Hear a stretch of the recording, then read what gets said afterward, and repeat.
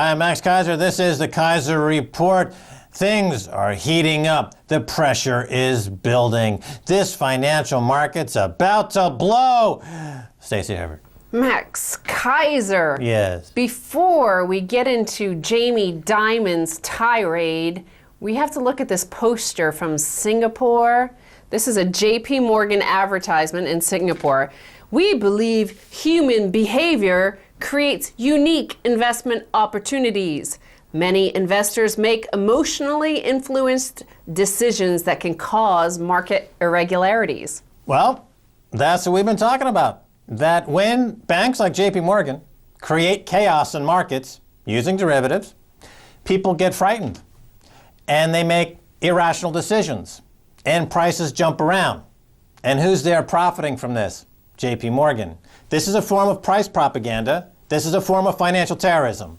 Jamie Dimon, CEO of JP Morgan, by propagating this form of financial terrorism, is by definition a financial terrorist. Okay, so he agrees that human behavior can create unique investment opportunities, that this chaos can create opportunities. So when you read a headline like Jamie Dimon's tirade against bank regulators, he threw a hissy fit about a capital surcharge for the systemically important banks.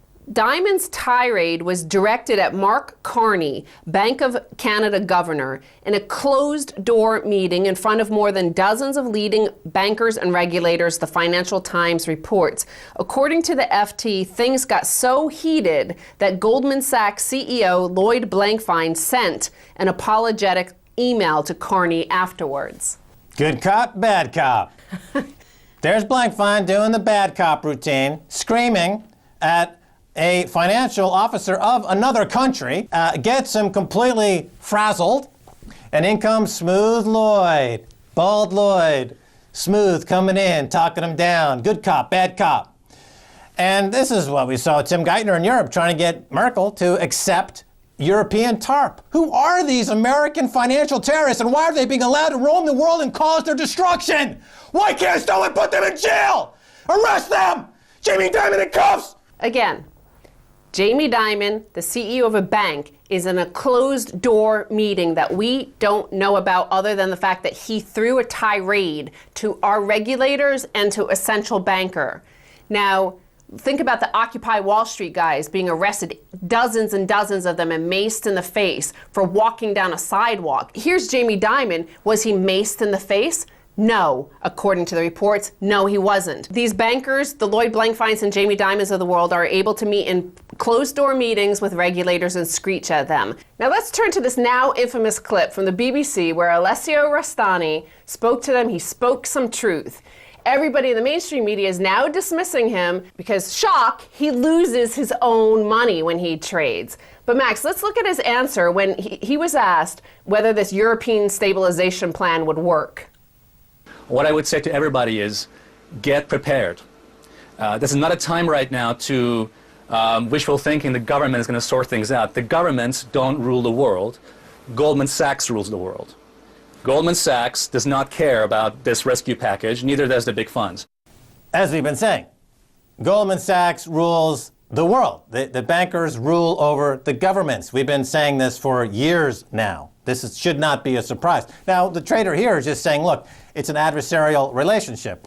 I'm trading against you. You're my enemy. You, the person out there who has to work for a living. I get bailouts. I don't work for a living. I just take all the money the government gives me. I make bets. If I make a losing bet, they bail me out. You suffer. Ha ha, you're the loser. Well, he's saying, in fact, that all of you people out there waiting for your government to rescue you, they are not going to rescue you because they are working for the banks. The banks rule the world. You have to appeal to the bankers to step down, come out with your hands up, whatever it is. You have to talk to them because talking to your government is not going to do anything for you at this point because, as he says, the banks rule the world. And how many times has this Dick Durbin, the senator from America, also said this? He said the banks rule the place. So how many times do you have to be told? Right. I mean, I don't understand. Here you have the Occupy Wall Street folks. They're down there, and they're wondering, well, we're here. Well, now what do we do? Well, they have to demand that the bankers come out with their hands up, or they're going to go in.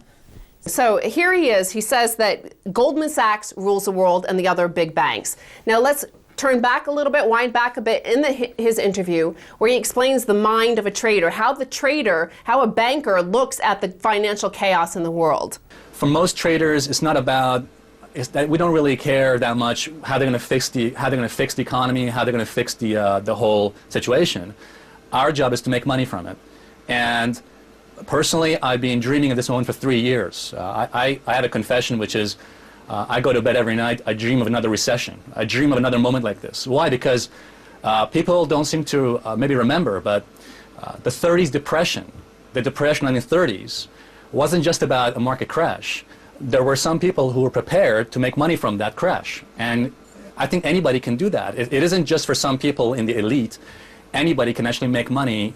It's an opportunity. Well, once again, it shows the asymmetric quality of this guerrilla warfare between traders that can profit in any market and the overall economy that can only profit in up markets. And not only that, but a down market, because it's driven by fear, happens quickly, so your annualized rates of returns are higher, so they have an incentive to create fear. Fear pays more than faith. Traders know this, and they love to stoke fear. And they are working against the general population, who can only have benefits if markets go up. So it's a completely asymmetric warfare, just like we see asymmetric warfare all over the world, where the U.S. will go into Iraq, for example, and call that a war. As somebody once said, it's a war if somebody's shooting back. You know, here you have a financial war, but it would only be a war if the people getting abused by financial terrorists were shooting back in some way, but they're not. Okay, let's wind back a bit here, because he says traders do not care about the economy. They're only looking to profit. Now, who gets appointed to run the economy in the United States, in France, in Britain, in Germany, in Italy, at the IMF? Who are hired? Who are the head guys of the Treasury Secretary, the economic policy? Who gets to determine that? Former bankers at Goldman Sachs.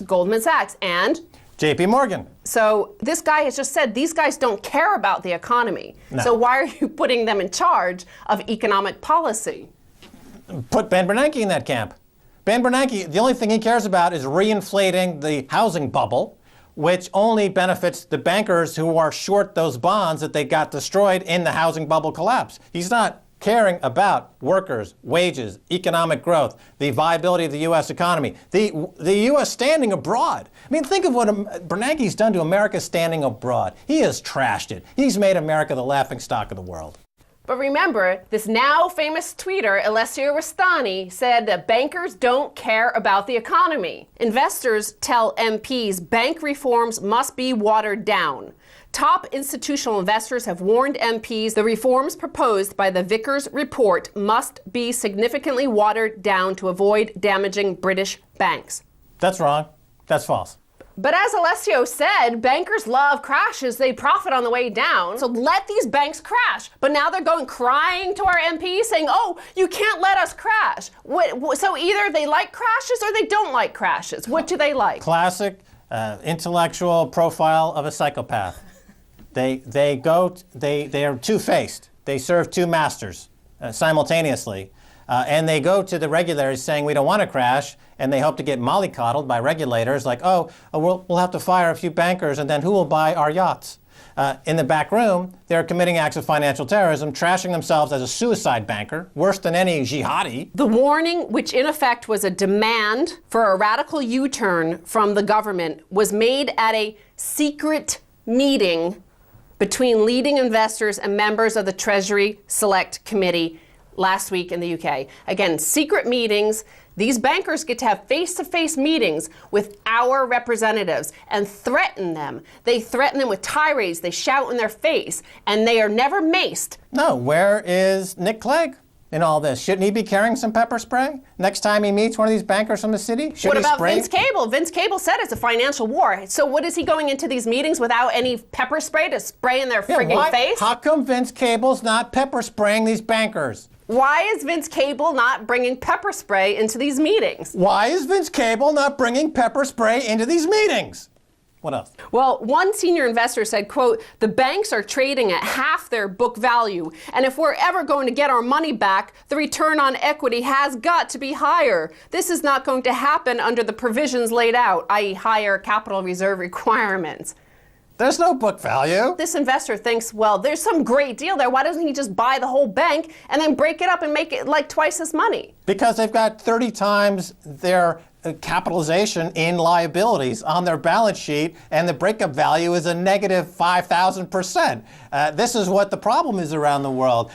This is why the IMF has to bail out the banks, but the IMF is broke because they're made up of banks and they need a bailout from another series of banks who, by the way, need a bailout from another series of banks. And you go round and round in this Mobius strip, a carousel of debt, musical chairs, and then once in a while, oh, well, Lehman's gone, then a Bear Stearns is gone. Now they're going to go after a big guy. You know, God, please make JP Morgan go away in this next musical chairs roundup. We want to get rid of these terrorists, please, please. Okay, Max, remember at the top of the show we showed you a poster from JP Morgan to tell you that they signal to each other what the game is. Here's a signal, a headline from January of 2011, earlier this year, what we covered is from Davos. World needs $100 trillion more credit, says World Economic Forum. This is where all these guys, the Lloyd Blankfeins and Jamie Dimons of the world meet, and they said we need $100 trillion more dollars.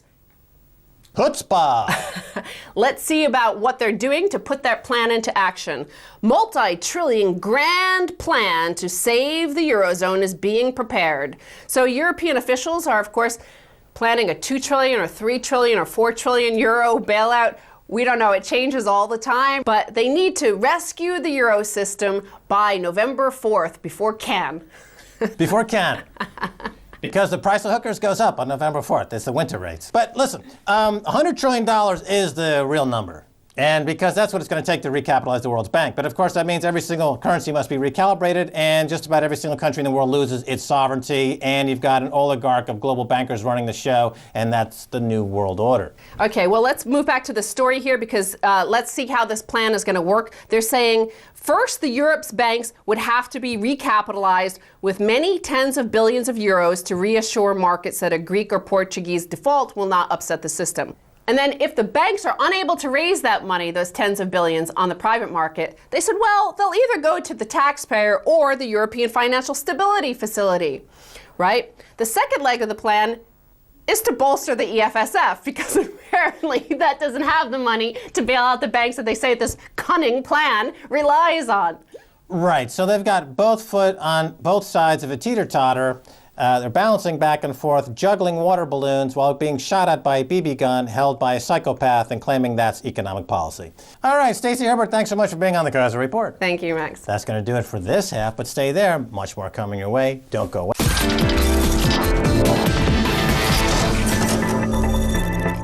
Hi, welcome back to the Keiser Report. Time now to go to Los Angeles and talk with former Goldman Sachs and Bear Stearns banker Nomi Prins. Nomi is author of several financial crash books, both nonfiction and now fiction, with her latest, the 1929 crash novel, Black Tuesday. Nomi Prins, welcome back to the Keiser Report. Thank you, Max.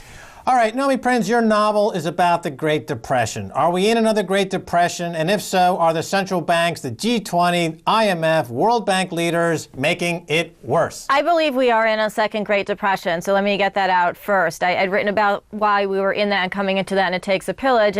And doing the research for this novel and just watching everything that's happening around us every day, it becomes more and more clear that our global economy is in a depression. And the world leaders are doing absolutely nothing to try and understand exactly why. And instead, it's sort of like there's a mold in the walls of the global economy, and they keep sort of repainting over the walls as opposed to getting in there and figuring out what caused the mold to begin with. And so it continues to rot from the inside out. And you have all these bailout measures and conversations about bailout measures in return for austerity, in return for, waiting until the next bailout measure is discussed without actually looking at the internal causes of the rot within the banking system. Yeah, let's re-examine that list here for a second. Central banks, the G20, IMF, World Bank, all of those entities are effectively on the same side of the table. They're all bankers helping bankers. There's nobody actually whose interests lie with those who are being victimized by these bankers. Is that true?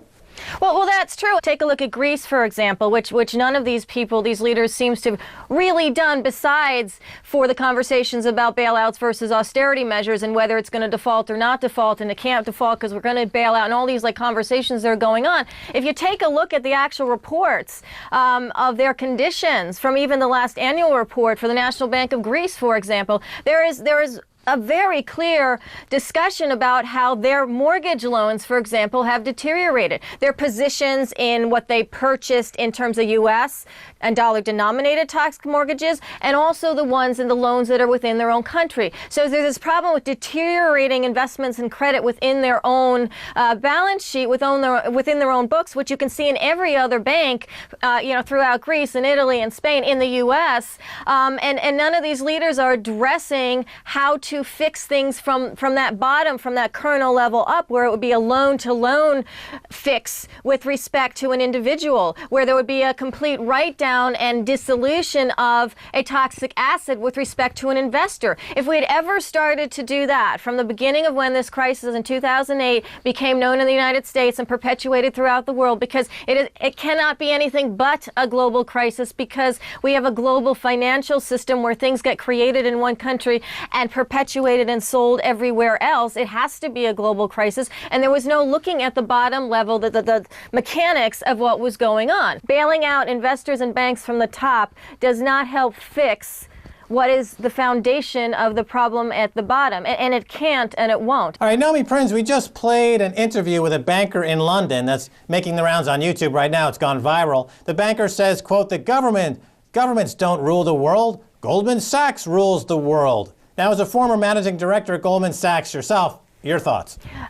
The banks do rule the world economy. In that respect, they rule the world because, and even if we look to this crisis, if we look to the crisis in 1929, where there was a crash on Wall Street, it proliferated to a global Great Depression for a decade. What happens is that the banks and the bankers create securities or assets. In 29, it was trust, but they basically are these non-transparent ways of sucking in money from people, from investors, where they've created securities or trusts or whatever that are not able to sustain themselves. They bank the money up front. They short the securities if they can, and the world and individuals are left holding the bank. In that holding the bag. Sorry, that was a Freudian slip. And the bankers have at this point made their money, collected their fees, created these assets, created these securities, and are out. Where the rest of the world is left holding all of the deterioration that has a much longer life than the moment in time where a Goldman Sachs banker came up with a new security and sold it throughout, U.S. pension funds, municipalities, towns in Norway, towns in Iceland, banks in Greece, and they're out and they've made their bonuses and they're done. And that is how bankers continue to control the global economy, and global leaders, like we were just discussing, are enabling and oblivious, or both, probably enabling, and it continues. Okay, so now a moment ago, you said that nobody's taking care of the underlying root problem, the root cause of this global financial crisis. We can now say, without any misgivings, that the root cause, the root problem, is fraud. Now, that fraud is not being addressed by the regulatory commissions, the SEC, all the other various regulatory agencies. So if they're not going to take care of the fraud, and at what point in the socio-economic political chain of command is there a backstop against this? In other words, we know Bernanke is a fraud. We know Geithner's a fraud. It appears as though Barack Obama is a fraud. So is it really a point now of no return, where there's just simply no one who's going to step forward, as they did in the 30s? You might want to talk about this, I guess, as by comparison, the Pecora Commission, where people addressed the fraud. Naomi Prinz. Well, yeah, in the 30s, and that was kind of the impetus for what I was doing with the novel, the Pecora Commission hoisted bankers up in front of Congress, which has happened in the last few years, but the difference is they actually dismantled the banking structure as it was back then, rather than continue to allow banks to have the benefit of people's deposits and to make loans and to use that as fodder to create securities and speculate and trade and make all sorts of fees and monies and profits along the way with that, what the Pecora Commission ultimately did is divide banks so that they could continue to provide commercial services, take deposits, give loans, create infrastructural programs, etc., for businesses and individuals. And on the other side, if they wanted to trade, they could choose to trade, they could choose to speculate, they could choose to create trusts, but they would not be backed by the government. That was why the FDIC was created, to preserve people's deposits, not to preserve and to bail out and to substantiate speculative trading. What we have had in the last few years is something completely the opposite. It's not even as bad as it was in 1929 as it was fixed by the Pecora Commission and the Glass-Steagall Act that came out of it in 1933 to separate the banks. Why it's worse is because all of these leaders that are refusing to acknowledge that fraud, that rot at the bottom of the system continues to exist and continues to be created and continues to deteriorate the global economy, rather than acknowledging that from the regulator, from the Fed level, from Obama's level, from Geithner, from the IMF, from the ECB, they are basically bailing it out. They are substantiating without dividing the banking system, the global banking system as it exists today, and therefore continuing to allow the fraud at the bottom to stay there, the securities that were created from that fraud to continue to be marked at or not marked at any kind of realistic level. So it continues to seep into our global financial and economic economy. And this is a problem. And this will continue right now. We had opportunities. There have been many investigation committees that have hoisted CEOs. So Lloyd Blankfein was up there, Jamie Dimon, in front of Washington, and nothing has come of that. We had President Obama campaign on this idea that the Wall Street fat cats would not be allowed to continue what they're doing. Well, they continued to make profits and bonuses, and that's not even the worst problem. The worst problem is they continued in a banking system that has not been separated, that has not been examined, and that continues globally to fester as it is. So we are actually, I believe, in a more prolonged depression state because of the people that we have in leadership right now are so entwined with these bankers, are so entwined with the status quo of the banking parameters and the landscape and how banks can do everything in one entity and bailing them out when it fails, that we are just going to have real prolonged pain, with the exception of here and there a few settlements and a few civil suits and a couple of lawsuits that really, in comparison, will not extract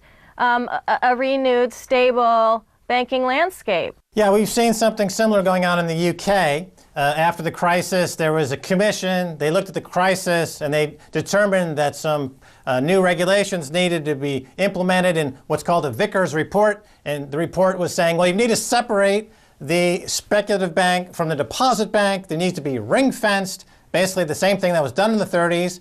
But now, after a few weeks' time, the lobbyists in the UK are saying, no, we can't accept that. It would destroy jobs, and you're going to kill the industry, the goose that's laying the golden eggs, and now they're going to water down those even feeble attempt at regulation. So I would take it that in the UK it's the same thing as we're seeing in the US. And this is really, I guess, also interesting, a global situation. Same thing for banks in Europe and in the US. There's this tendency to just let the speculative elements run riot. Is that true? Yeah. Not only is a tendency there's a willingness, there's an enabling to let this system run riot. It's fueling this system by the bailout discussions that happened in the United States. Tim Geithner was in Europe recently saying that Europe should continue to do the same thing, because only by sort of printing money, by bailing out the system as it is, by making whole the investors, by making whole the banks, without any regard to what's actually going on